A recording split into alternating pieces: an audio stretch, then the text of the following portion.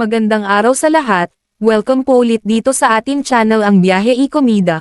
Maraming salamat sa lahat ng nag-subscribe indeed. Punta tayo sa ating topic, March 23, 2026. Eman Bacosa Pacquiao wala munang love life. Nang humarap si Eman Bacosa Pacquiao sa entertainment media noong Huwebes, March 19, 2026, para sa endorsement niyang I Am Worldwide, pinagbilinan kaming huwag ng magtanong tungkol kay Jillian Ward.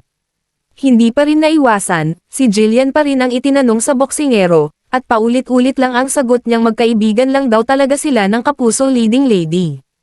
Kapag hindi na niya alam kung ano ang dapat isagot, secret, ang tugon niya. Nag-guest si Eman sa Never Say Die series ng Dalaga at siya nga raw si Big Guy. Hanggang guesting lang pala ang pwede niyang gawin dahil boxing ang kanyang priority. Yun talaga yung dream niya, at sinusupport namin siya.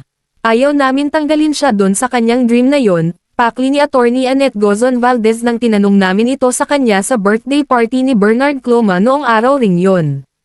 May gagawin kasi ang GMA7 na drama series, Ang Kamao, na pagbibidahan ni Anton Vinzon.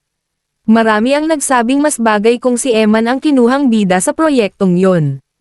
Kasi may fight pa siya sa May. Kailangan niyang mag-training araw-araw. So, wala talaga siyang time mag-taping. Guesting lang, pakli ni Ma'am Annette. Tinanong din namin ito kay Eman, pero wala raw siyang alam sa proyektong ito. Hindi ko alam, kasi desisyon nila yon. Respect na lang natin, sagot ni Eman. Pero open daw siyang mag-guest doon kung sakali. Yes, abangan nyo na lang po, napangiti niyang sambit. Nilinaw ng taga-Sparkle na hindi raw kasali si Eman Bacosa Pacquiao sa action drama series ni na Miguel Tan Felix at Kylie Padilla na Firewall. Hindi raw pwede kay Eman ang regular taping dahil focused siya sa tuloy-tuloy niyang training. Pati ba ang magka-love life ay ipinagbabawal sa kanya? Hindi naman daw, pero choice daw niyang huwag munang mag-love life. Nakafocus lang kasi ako sa pangarap ko saka sa pamilya ko. Kung meron man, syempre, kilalanin ko muna at ipag-pray ko pa sa Panginoon, saad ni Eman. Posible kayang kay Jillian Ward siya ma-in love.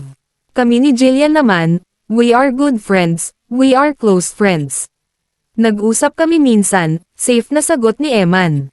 Pagdating sa kanyang showbiz career ay bahala na raw ang Sparkle. Lagi lang daw sila nagdarasal ng kanyang ina na gabayan lang siya lagi sa lahat ng ginagawa niya, lalo na itong pagpasok niya sa showbiz. More ako sa guidance ng Panginoon. Focus lang muna sa kung ano ang plano ng Panginoon. Kasi tao lang tayo. Sana gabayan ako lagi ng Panginoon, na hindi kami maliga ng landas sa Kanya, kahit tinatahak ko ang showbiz, ang pagiging artista or endorser. Sana, malapit pa rin kami sa Kanya, lahad ni Eman. I can fight 100 men who wants you, but I can't fight a guy you want.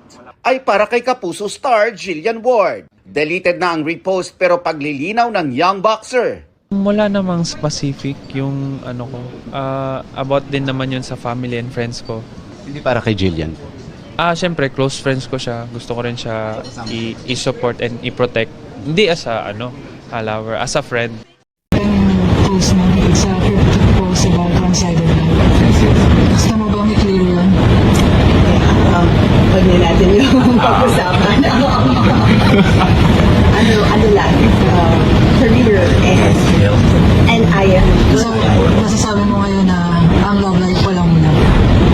Right now, nakafocus lang ako sa boxing ko at sa pamilya ko. Bisitahin website ng pep.ph, para sa kabuuan ng artikulo, i-click ang mga link sa description box. At yan ang ating latest showbiz chika update for today. Huwag kalimutan mag-subscribe, i-click ang notification bell for more showbiz chika updates at suportahan po ang ating Facebook page. Maraming salamat sa lahat ng nag-subscribe indeed, magandang buhay sa lahat, adios.